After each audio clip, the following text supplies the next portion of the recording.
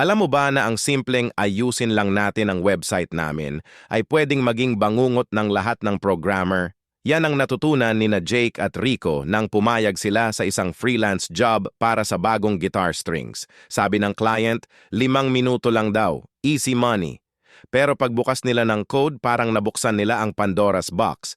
Ang website, gawa noong 2003. Ang database parang nakatape lang. Ang server nasa basement ng bahay ng may-ari. Nagsimula silang mag-code ng gabi.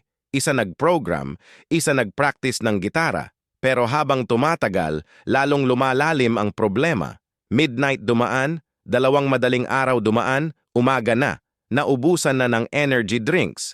Nakita mo na ba ang programmer na nag-code habang tumutugtog ng power chords? O nag-debug ng JavaScript habang nag-hum ng bassline? Ganyan sila kagabi. Natapos nila ang website bago mag-studio session. Nakuha nila ang pera para sa strings, pero sobrang pagod na sila para tumugtog. Minsan talaga, ang easy money hindi easy.